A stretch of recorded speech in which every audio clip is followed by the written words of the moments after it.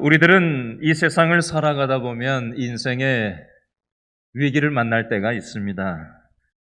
저도 위기를 만난 적이 언제였는가 한번 곰곰이 생각을 해봤더니요. 제가 몇 번 말씀드린 적도 있었는데요. 저는 결혼을 하고 나서 낯선 외국 생활을 몇 년 동안 했던 적이 있습니다. 한 가정의 가장이 되었고 딸 아이가 막 태어났을 때였는데 저는 그때 마침 직업이 없었어요. 아르바이트를 하면서 생활을 하고 있었고요. 생활비도 부족했고 또 외국 생활이니까 비자 문제가 해결돼야 되는데 비자 문제도 해결되지 않았을 때였고요. 그러다 보니까 의료보험 혜택도 받을 수가 없는 상태였습니다. 앞으로 진로에 대해서도 어떻게 해야 될지 막막했던 거의 한 1년의 시간이 있었습니다. 이때가 제 인생에서 가장 위기의 순간이었던 것 같아요. 새벽마다 새벽 기도회에 나가서 기도를 하고 오전에 일이 있다고 전화가 오면 오전에 아르바이트를 하러 나가고 일이 없다고 하면 오전에 일하지 못하고 오후에는 정기적으로 항상 고정적으로 일하는 아르바이트가 있었고요. 밤에는 아내와 가정 예배를 드렸어요. 가정 예배를 드리고 나면 아내와 저는 각각 다른 공간에서 개인 기도를 했습니다. 아내는 저쪽 구석으로 가서 기도하고 저는 빨랫더미가 있는 좁은 공간에 들어가서 기도를 하곤 했는데 하루는 가정 예배를 드리고 나서 빨랫더미가 쌓인 공간에 들어가서 기도하려고 무릎을 이제 꿇으려고 하는데 벌써 이게 뭐가 확 이게 오는 거예요. 하나님이 제 마음속에 날마다 그런 어떤 마음과 생각이 있는 건 아닌데 그날따라 아직도 잊을 수가 없어요. 그날 일을. 그 순간을. 하나님이 갑자기 제 마음속에 이런 생각을 주셨어요. 너 왜 너의 힘으로 너의 문제를 해결하려고 하냐? 너 나한테 맡긴다고 기도는 하면서 왜 여전히 너의 힘과 너의 방법으로 문제를 해결하려고 사람들한테 연락을 하고 사람을 의지하고 있는 거 아니냐? 나한테 맡겨라. 내가 해결해 주겠다. 이런 마음을 아주 강하게 주셨어요. 그러면서 나도 모르게 옛날에, 아주 옛날에 불렀던 복음송가 찬양 가사가 생각이 나서 나도 모르게 그냥 자연스럽게 불렀어요. 열어주소서,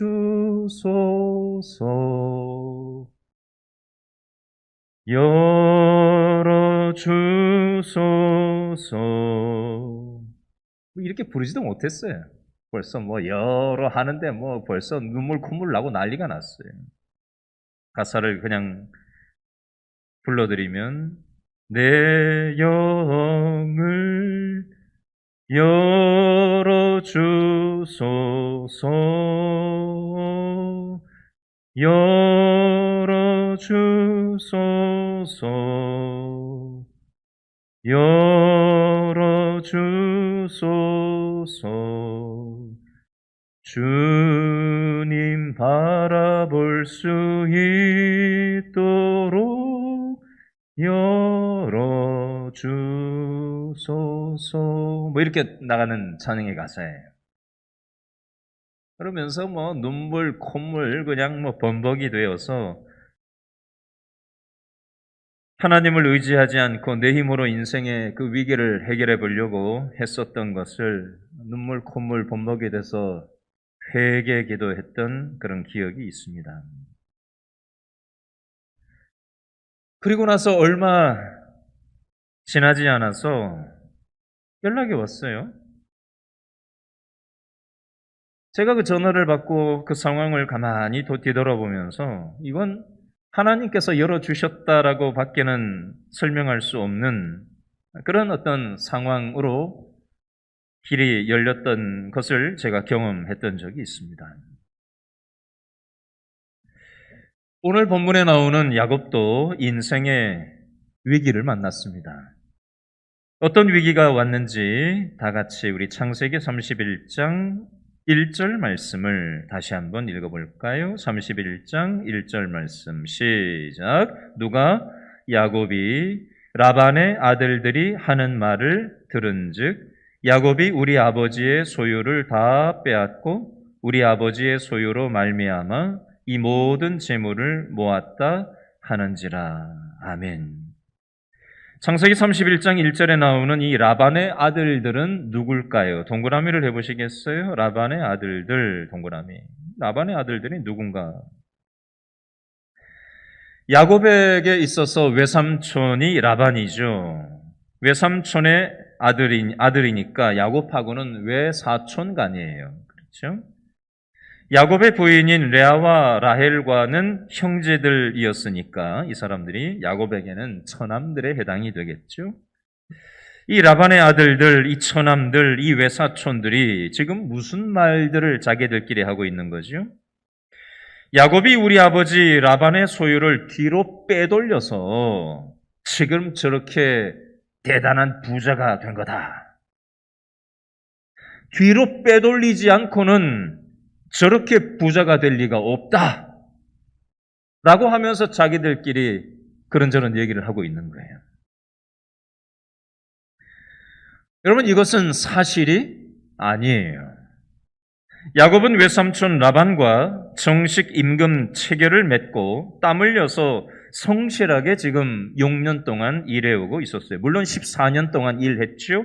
임금 체결을 정확히 하고 6년 동안 또 일을 하고 있었습니다. 외삼촌의 소유를 몰래 빼돌린 적이 없었어요. 야곱은 억울했습니다.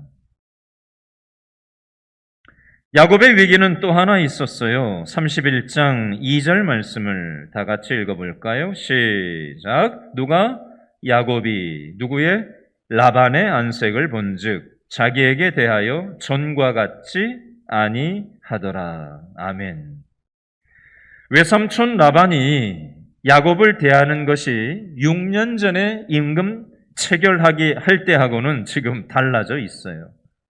6년 전에 외삼촌 라반이 야곱에게 어떻게 말했죠? 그 내용이 창세기 30장 27절에 나와 있는데 한번 읽어볼까요? 30장 27절 6년 전 외삼촌 라반이 조카 야곱한테 했던 말입니다. 30장 27절 시작. 라반이 그에게 이르되 누가 여호와께서 너로 말미암아 내게 뭘 주셨어요? 복 주신 줄을 내가 깨달았노니 내가 나를 사랑스럽게 여기거든 그대로 있으라. 여호와께서 너 때문에 나한테 복을 주셨다. 다른 데 갈 생각하지 말고 여기서 나하고 지내자. 내가 돈 챙겨줄게. 뭐 이렇게 외삼촌 라반이 얘기한 거죠. 이렇게 말했던 외삼촌 라반이었는데 6년이라는 세월이 지나면서 야곱의 재산이 엄청나게 불어났어요. 그 내용이 창세기 30장 43절에 나와 있는데 다 같이 읽어볼까요? 창세기 30장 43절 시작. 이에 그 사람이 매우 번창하여 양떼와 노비와 낙타와 나귀가 많았더라. 아멘. 이러니까 외삼촌 라반과 라반의 아들들이 야곱을 의심하고 뒤로 빼돌렸다라고 생각을 하게 되었고요. 관계가 예전 같지 않아졌어요. 자, 여러분들 같으면 이 상황에서 어떻게 하시겠어요? 야곱은 외삼촌 라반과 라반의 아들들에게 따지고 싶었습니다. 잘못한 게 없거든요. 억울했거든요. 사실이 아니거든요. 이렇게 저렇게 변명을 하고 싶었어요. 싸우고 싶었어요. 그러나 야곱은 따지거나 변명하거나 싸우지 않았습니다. 과거 옛날 야곱의 성격이었다면 어떻게 했을까요? 과거의 야곱은 자신이 얻고 싶은 것이 있다면 아버지든 형이든 가리지 않고 거짓말을 하든 사기를 치든 자기의 수단과 방법을 가리지 않고 자기가 얻고자 하는 것을 얻어내려고 했던 게 바로 옛날 이 야곱의 성격이었습니다. 그런데 현재 야곱은 어떻게 인생의 위기를 해결하고 있죠? 제일 먼저 야곱은 뭘 하고 있습니까? 하나님께 기도하고 있습니다. 그 기도의 내용이 창세기 31장 3절 말씀에 나오는데 다 같이 읽어볼까요? 31장 3절 시작. 누가 여호와께서 누구에게? 야곱에게 이르시되 내 조상의 땅 내 족속에게로 돌아가라. 내가 너와 함께 있으리라 하신지라. 아멘. 이 인생의 위기를 사람한테 따지고 변명하고 그렇게 해결하려고 든 게 아니라 하나님 앞에 이 인생의 위기 문제를 가지고 나가서 기도하던 이 야곱에게 하나님께서 지금 말씀하고 계신 거예요. 내가 너와 함께 하겠다. 기도하는 야곱에게 하나님께서 말씀해 주셨어요. 그리고 내 조상의 땅, 내 족속에게로 돌아가라 라고 말씀하셨어요. 여러분, 야곱의 모습이 어떻게 달라지게 됐을까요? 옛날 성격이 있었던 그 야곱하고 달리 어떻게 이 똑같은 인생의 위기 상황 속에서 인간적인 수단과 방법을 가리지 않고 사기치고 이렇게 거짓말하던 야곱에서 이렇게 기도하는 야곱으로 바뀔 수가 있었을까요? 여러분, 제가 하나님의 이미지 하나를 설명을 드릴 테니까 한번 상상을 해보세요. 사람에게는 두 손이 있습니다. 저를 보세요. 사람에게는 두 손이 있어요. 그죠? 오른손이 있고 왼손이 있어요. 우리가 이해할 수 있는 언어로 얘기하면 하나님에게도 두 손이 있다고 한번 연상을 해보세요. 하나님의 한 손에는 뭐가 들려있냐면요. 어떤 학자가 이런 얘기를 했어요. 하나님의 한 손에는 망치하고 톱이 들려져 있다. 네? 하나님의 손에 망치하고 톱이 들려져 있다고? 왜 그런 거지? 또 반대편 하나님의 손 한쪽에는 무엇이 들려져 있냐면 우리가 힘들 때 너 힘들지? 내가 너와 함께 하고 있다. 이런 위로하시는 그 하나님의 손이 한쪽 손에 또 있다는 거예요. 이 하나님의 양쪽 손은 뭘 얘기하는 거냐면요. 하나님께서는 하나님의 사람들을 그게 야곱이든 저와 여러분이든 하나님께서는 하나님의 사람들을 부르셔서 하나님께서 이제 하나님 뜻대로 저와 여러분들을 야곱을 사용하셔야 될 거 아니에요. 그죠? 근데 옛날 성격을 가지고 있고 그냥 어디 가서 사기나 치고 성질대로 하고 그냥 수단과 방법을 가리지 않고 그냥 지하고 싶은 대로 말하고 지하고 싶은 대로 막 행동하고 그래가지고 어디 하나님 믿는 사람답다고 할 수 있겠어요? 그러니까 하나님께서 어떻게 하시는 거예요? 하나님은 라반이라는 외삼촌 라반이라는 톱과 망치를 가지고 야곱의 모난 모습을 고치시는 작업을 하시는 거예요. 사기꾼 야곱보다 더 사기꾼인 외삼촌 라반에게 보내셔서 혼쭐을 내시는 거예요.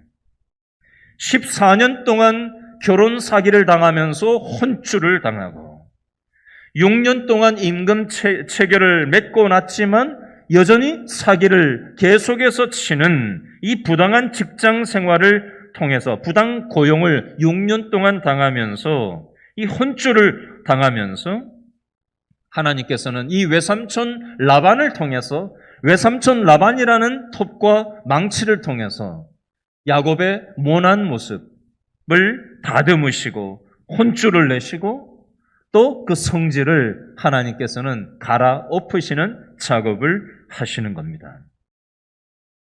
그러면서도 하나님은 또 반대편 손으로 어떻게 하시느냐? 야곱아, 너 지금 힘들지? 내가 너와 함께하고 있다. 힘내라. 하나님께서는 또 반대편으로는 또 야곱을 위로하시고 내가 너와 함께하고 있다라고 말씀하시는 거예요. 야곱이 수단과 방법을 가리지 않고 형과 아버지를 속이고 야반 도주해서 베델에서 노숙을 하고 있었을 때 그 위기 상황 가운데 하나님께서 꿈에 야곱에게 나타나신 적이 있으셨죠. 야곱아, 너 힘들지?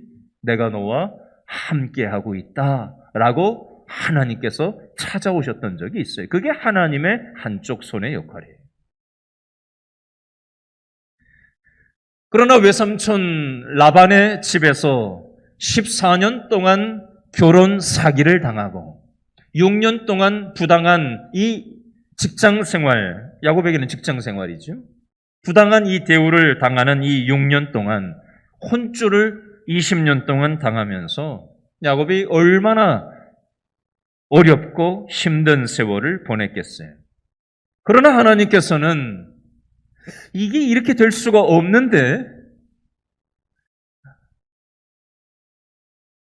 야곱이 소유했던 그런 점있고 얼룩지고 그런 양들, 염소들이 상식적으로는 그렇게 많이 불어날 수가, 재산이 불어날 수가 없는 건데 하나님께서 은혜를 주셔서 야곱의 재산이 기적적으로 하나님의 은혜의 손으로, 하나님의 돌보심으로, 하나님의 위로로 불어나게 하셨어요. 그 표현이 창세기 30장 43절에 그 사람이 매우 번창하여 양떼와 노비와 낙타와 나귀가 많게 되었다라는 표현으로 설명을 할 수가 있습니다. 이걸 인간적인 눈으로만 외삼촌 라반과 라반의 아들들이 바라보니 저 양과 염소를 빼돌리지 않고서야 저 야곱의 재산이 저렇게 불어날 수가 없다는 거예요. 아무리 봐도 인간적으로는 저렇게 될 수가 없다는 거예요. 근데 야곱은 아는 거죠. 나는 빼돌린 적도 없고 인간적으로도 이렇게 될 수가 없지만 하나님께서 나를 하나님의 한 반대편 손으로 도와주셨기 때문에 내가 이렇게 재산을 불릴 수가 있었고 이 모든 것이 하나님의 은혜였다라는 것을 야곱은 알게 된 것입니다. 이게 바로 하나님의 은혜라는 것입니다. 야곱은 인생의 위기 속에서 기도했을 때 하나님의 한 손, 창세기 31장 3절 말씀, 야곱아 너 힘들지? 내가 너와 함께 하겠다. 이 말씀을 듣게 되고요. 그리고 또 하나의 말씀, 내 조상의 땅, 내 족속에게로 돌아가라 라는 말씀을 들었어요. 그래서 이제 돌아가려고 결혼한 부인인 레아와 라헬을 불러가지고 이제 말하는 거예요. 창세기 31장 4절부터 13절 말씀은 야곱이 부인 라헬과 레아 앞에서 자기의 신앙을 간증하는 신앙 간증 내용이 되겠습니다. 창세기 31장 4절부터 13절 말씀이 부인들한테 하는 신앙 간증인데요. 지난주 중에 우리 교회 성도님 한 분이 저한테 신앙 간증을 하신 분이 계세요. 목사님, 요즘 코로나 때문에 어려운 시절이지만 오히려 저는 말씀과 기도 생활을 요즘 열심히 하다 보니까 하나님 안에서 아주 그냥 기쁘게 생활을 하고 있습니다. 직장에서 함께 일하는 사람들한테 교회 다니라고 전도를 합니다. 요즘 교회에 대해서 세상 사람들이 안 좋은 시선들이 많이 있지만 그래도 내 마음속에 하나님을 전하고 싶은 마음이 생겨서 그 사람들한테 말하지 않고는 견딜 수 없는 그런 마음을 주셔서 제가 교회 나가보라고 얘기를 하고는 합니다. 그러면서 너무 맑게 웃으시는 거예요. 이분과 대화를 하고 나서 제가 저의 전도 대상자가 떠올라서 제가 제 전도 대상자한테 문자를 오랜만에 했어요. 문자를 보낸다는 자체가 저의 신앙 고백이었습니다. 저의 전도 대상자를 향한. 사실 요즘 같은 세상에 교회가 욕을 먹는 이 세상에 사실 교회에 대해서 얘기를 꺼내고 전도를 하고 나의 신앙을 고백한다라는 것은 참 만만치가 않습니다. 그리고 또 연락을 매번 하고 자주 보는 사람도 아닌데 문자를 하고 전화를 한다라는 거 쉬운 일이 아닙니다. 하나님이 저한테 믿음을 주셔서 하나님이 주시는 마음 때문에 순종하는 마음으로 제가 저의 전도 대상자한테 문자를 보냈어요. 그랬더니 아무 반응이 없더라고요. 근데 그 다음날 문자가 왔어요. 그대로 읽어드릴게요. 목사님 감사합니다. 항상 건강 조심하시고요. 행복하세요. 이런 문자가 왔어요. 전 너무 반갑고 너무 좋았어요. 제 서재, 제 자리 오른쪽에 보면 제가 길신교회에 2016년도 11월 첫째 주일날 부임을 해서 한 30몇 년 우리 길신교회의 역사 속에서 길신교회를 한 번이라도 왔던 명단을 제가 다 먼지 날리는 걸 딱 뒤져가지고 우리 지역장들하고 교육자들하고 일일이 다 전화를 해서 정리할 사람 정리하고 다른 교회 나가는 사람, 지방으로 간 사람, 이제는 뭐 어떻게 할 수 없는 사람들을 다 정리를 하고 A4 종이, 이런 종이로 2장을 명단을 몇백 명을 정리한 내용이 그 명단이 제 서재 바로 오른쪽에 2장이 붙어 있어요. 그 사람들 중에 누가 누군지 저는 모르는 사람들이 태반이고요. 근데 그 중에 제가 교회 길신교 부임하고 나가지고 그분들 중에 교회를 나오신 분들이 여러 분들이 있어요. 나올 때마다 제가 밑줄을 그어놔요. 그리고 그분들 중에 교회에 나와서 세례를 받고 지금 천국 가신 분도 계시고요. 또 그분들을 제가 이렇게 저렇게 떠올리면서 그래. 아무리 코로나 시절이지만 교회를 통해서 또 목사든 성도를 통해서 우리가 관심을 갖고 에너지를 집중해야 될 건 하나님을 알지 못하는 사람들에게 하나님을 전하는 것이 교회의 사명이고 우리의 관심이고 우리의 기도 제목이어야 하는데 코로나로 인해서 저 역시도 목사라고 하는데 위축되고 소극적이 되고 상황에 갇혀서 그렇게 내가 목회를 하고 있는 건 아닌가 하는 생각을 하면서 제가 그 한 분 한 분 또 하나님께서 보내주시고 연결하시고 또 하나님께서 일하신 흔적들을 보면서 제가 그런 생각을 문득 해보았어요. 야곱은 부인 라헬과 레아에게 어떤 신앙 간증을 했을까요? 야곱의 신앙 간증 내용이 31장 5절부터 9절 말씀에 나오는데요. 자, 우리 다 같이 한 절씩 읽어봤으면 좋겠습니다. 창세기 31장 5절부터 9절 말씀을 제가 한 절, 여러분 한 절 교독하도록 하겠습니다. 31장 5절 말씀입니다. 그들에게 이르되 내가 그대들의 아버지의 안색을 본즉 내게 대하여 전과 같지 아니하도다. 그러할지라도 내 아버지의 하나님은 나와 함께 계셨느니라. 그대들도 알거니와 내가 힘을 다하여 그대들의 아버지를 섬겼거늘 그대들의 아버지가 나를 속여 품삯을 10번이나 변경하였느니라. 그러나 하나님이 그를 막으사 나를 해치지 못하게 하셨으며 그가 이르기를 점이 있는 것이 내 삭시 되리라 하면 온 양떼가 낳은 것이 점이 있는 것이요 또 얼룩무늬 있는 것이 내 삭시 되리라 하면 온 양떼가 낳은 것이 얼룩무늬 있는 것이니. 9절 다 같이 읽습니다. 누가?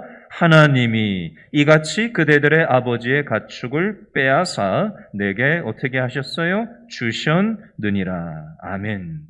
지난주 설교할 때 이 부분을 강조해서 한번 읽고 설명을 드렸던 부분입니다. 자, 5절 말씀 핵심만 점검을 해볼까요? 5절에 보니까 야곱이 뭐라고 신앙 간증을 5절에서 하죠? 하나님이 나와 함께 계셨다.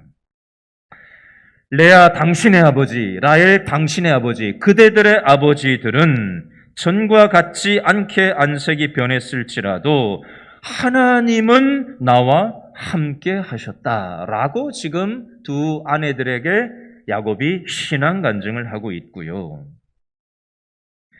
6절, 7절 말씀해 보니까 그대들의 아버지를 내가 힘을 다해서 성실하게 섬겼지만 그대들의 아버지가 나를 속여먹고 품삯을 10번이나 변경하면서 이 고용 계약을 어겼지만 그러나 하나님이 당신들의 아버지를 막으사 나를 해치지 못하게 하나님께서 함께 하셨다라고 신앙 고백을 하고 있고요. 9절 말씀해 보니까 하나님이 이같이 그대들의 아버지의 가축을 빼앗아 내게 주셨느니라.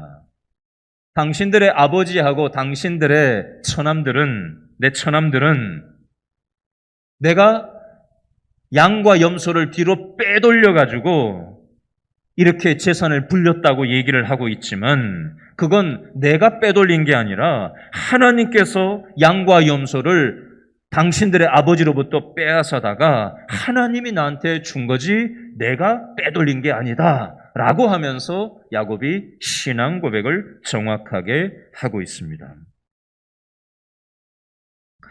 야곱의 신앙 고백을 들은 야곱의 부인 라헬과 레아가 야곱의 믿음을 인정하면서 하는 말이 16절 말씀에 나오는데요. 자, 16절 말씀. 두 부인 라헬과 레아의 남편 야곱의 신앙을 인정하는 두 부인의 말입니다. 16절 말씀 다 같이 시작. 누가 하나님이 우리 아버지에게서 취하여 가신 재물은 우리와 우리 자식의 것이니 이제 누가 하나님이 당신에게 이르신 일을 다 준행하라 라고 하면서 남편 야곱의 신앙을 인정하는 모습이 나와 있어요.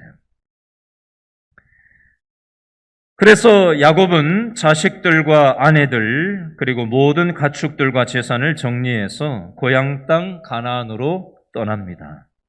이 소식을 뒤늦게 들은 외삼촌 라반이 7일 동안 23절에 보니까 7일 동안 480km를 맹추격해서 야곱 일행을 따라잡았어요.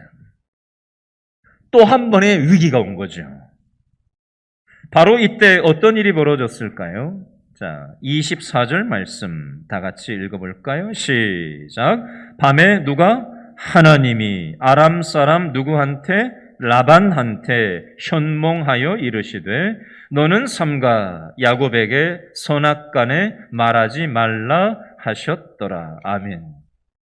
삼촌 라반이 지금 야곱이 야반도주를 한 것을 알고는 7일 동안 480km를 맹추격해 와서 그냥 어떻게 하려고 하다가 꿈에 하나님이 나타나셔서 야곱한테 손대지 말라는 하나님의 꿈을 꾸게 됩니다. 그리고 나서 이 외삼촌 라반이 야곱을 만나가지고 하는 얘기가 29절 말씀에 나오는데 31장 29절 다 같이 읽어봅니다. 시작. 너를 해할 만한 능력이 내 손에 있으나 누가 너희 아버지의 하나님이 어젯밤에 내게 말씀하시기를 너는 삼가 야곱에게 선악간에 말하지 말라 하셨느니라. 아멘. 하나님께서 또 한 번 야곱의 위기 상황 속에서 하나님께서 야곱을 보호하고 계신 장면이 나옵니다. 외삼촌 라반이 야곱을 해치려고 쫓아왔는데 꿈에 하나님께서 나타나셔서 라반을 막아서는 그런 장면이 나오고 있습니다. 이 상황 앞에서 야곱이 외삼촌 라반을 세워놓고 이번에는 신앙 고백을 하는 내용이 41절과 42절에 나오는데 한 번 더 읽어볼까요? 41절, 42절에 야곱의 외삼촌 라반을 세워놓고 신앙 고백을 하는 겁니다. 41절, 42절 시작. 내가 외삼촌의 집에 있는 이 20년 동안 외삼촌의 두 딸을 위하여 14년, 외삼촌의 양떼를 위하여 6년을 외삼촌에게 봉사하였거니와 외삼촌께서 내 품삯을 10번이나 바꾸셨으며 우리 아버지의 하나님, 아브라함의 하나님, 곧 이삭이 경외하는 이가 나와 함께 계시지 아니하셨더라면 외삼촌께서 이제 나를 빈손으로 돌려보내셨으리이다마는 누가 하나님이 내 고난과 내 손의 수고를 보시고 어젯밤에 외삼촌을 책망하셨나이다. 아멘. 야곱의 20년 동안의 이 외삼촌 집에서의 삶을 하나님께서 어떻게 은혜로 인도하셨는지를 41절과 42절에서 외삼촌 앞에서 야곱이 신앙의 고백을 하고 있는 장면이 되겠습니다. 여러분, 야곱은 사기꾼이었고요. 수단과 방법을 가리지 않고 자기가 갖고 싶은 것을 움켜쥐는 인생이었습니다. 그러나 하나님께서 이 야곱을 쓰시기 위해서는 하나님의 한 손, 톱과 망치로 외삼촌 라반에게 야곱보다 더 사기꾼한테 보내셔서 야곱을 다루시는 20년의 세월이 필요했던 거고요. 그러나 하나님은 또 한 손으로 야곱이 노숙하고 있을 때 찾아오셔서 너와 함께하겠다. 지금 또 위기 상황 가운데 내가 너와 함께하겠다. 다시 고향 땅으로 돌아가라. 그리고 외삼촌 라반이 480km를 맹추격해서 야곱을 어떻게 하려고 달려들었을 때 그 꿈에 나타나셔서 라반을 또 막아서시고 야곱을 보호해 주신 하나님의 손길을 우리는 오늘 말씀을 통해서 정리했습니다. 여러분, 어제 뉴스에 이런 게 나왔어요. 제가 지역이 경기도 여준가 어디에서 일어난 일인데요. 청소년 남자애들 둘인가 하고 여자애들 둘이 청소년 네 놈이 60대 할머니를 꽃으로 머리를 때리면서 담배를 사오라고 욕을 하고 비웃으면서 비아냥거리면서 할머니한테 그렇게 함부로 하는 그 영상이 지금 뉴스에 나왔어요. 제가 그걸 보면서 그 꽃은 또 어떤 꽃인지 아세요? 위안부 거기다가 위안부들한테 올려놓은 그 꽃을 가지고 그 꽃을 가지고 할머니 머리를 때리면서 담배 심부름을 시키는데 말 안 듣는다고 비웃고 비아냥거리는 그런 영상이 지금 실렸단 말이에요. 참 철이 없어도 참 어떻게 이렇게 철이 없을 수 있나. 참 마음이 불편하고 안 좋았어요. 제가 근데 오늘 말씀을 가만히 생각을 하면서 제가 이 영화를 보지는 않았는데 영화 집으로라는 영화가 나온 게 있어요. 제가 예고편만 보고 실제 보지는 못했는데요. 내용의 핵심은 이거예요. 시골에 혼자 사는 충청도 산골 마을에 혼자 사는 할머니.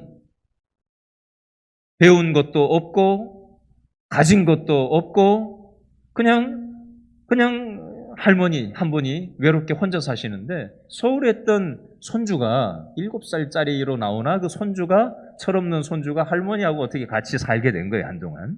그래서 이제 일어나는 일들을 이제 영화에서 다루고 있는 그런 내용인 것 같은데요.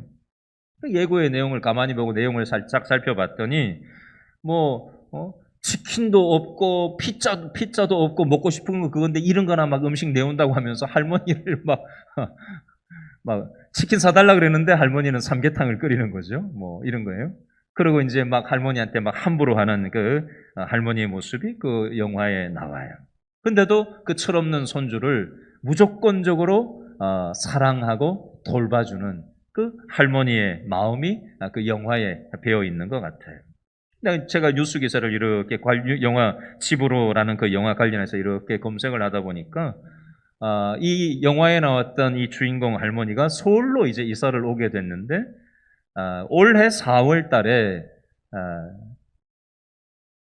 돌아가셨나 봐요. 그래서 4월 달에 이제 장례식을 치렀다라고 하면서 이제 뉴스가 실렸는데 그걸 기사를 읽다 보니까 여기 바로 옆에 강동 성심병원 장례식장에서 지난 4월 달에 95세로 이제 돌아가신 그 내용이 나왔더라고요. 제가 그 뉴스와 이 영화 내용과 또 오늘 본문을 가만히 맞물려서 생각을 하다가 이런 생각을 해봤어요. 제가 오늘 아침에 뉴스 검색을 해봤거든요. 앞으로 50년 뒤가 되면 50년이 지나면 며칠이나 더 잠을 자야 될까? 검색을 해보니까 13,000밤 정도 자고 일어나면 50년이 지나더라고요. 제가 이제 50 하나인데 150년 되면 제가 101세가 되잖아요. 101세, 50년 뒤에 저는 101세가 됩니다.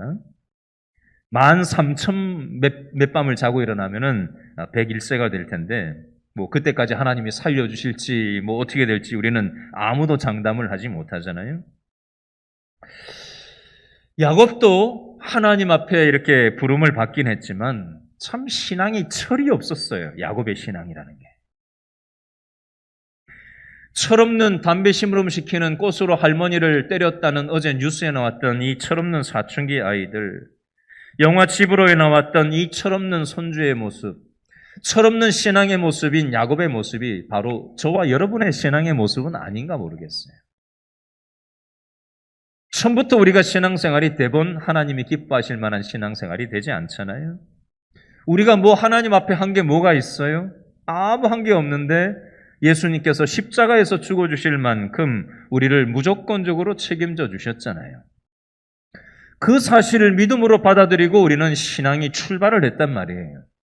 그러나 우리도 역시 야곱처럼 여전히 인생의 위기 앞에서 수단과 방법을 가리지 않고 변명하고 싸우고 내 수단과 방법을 가리지 않고 내 성향을 통해서 내 인생의 위기를 극복해 가려고 내 힘으로 내 노력으로 사람을 찾아가고 무언가 내가 뭔가 해결해 보려고 아웅다웅 그렇게 살아가고 있지는 않는가? 철없는 신앙생활이 바로 나의 모습이진 않는가 하는 생각을 제 스스로 한번 해보게 됐습니다.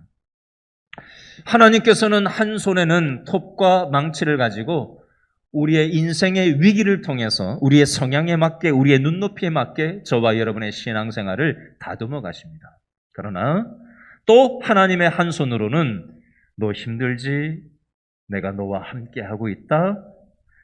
우리가 못 느낄 뿐이죠. 하나님은 우리를 한 번도 떠나신 적이 없어요.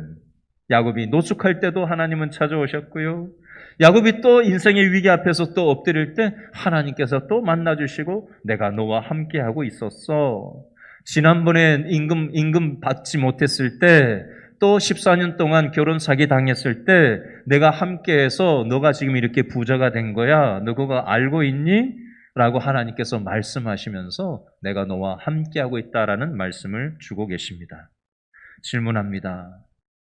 지금 저와 여러분 어떤 인생의 위기를 만나고 계십니까? 그 인생의 위기 속에 위기를 통해서 하나님은 우리에게 인생의 교훈을 주기를 원하시고요. 또 하나님의 한 손으로 우리를 위로하시는데 너 힘들지? 내가 너와 함께하고 있다. 내가 나의 오른손으로 너의 인생을 이끌어가기를 원한다. 그리고 이 사실을 알지 못하는 사람들에게 네가 할 수 있는 작은 신앙의 간증을 하고 또 그 사람들을 살리는 남아있는 삶을 살아가야 되지 않겠냐? 하나님께서 저와 여러분에게 이 말씀을 하고 계시다라는 그 하나님의 마음을 헤아리시고 하나님께 순종하며 살아가는 저와 여러분 될 수 있기를 바랍니다. 기도하겠습니다.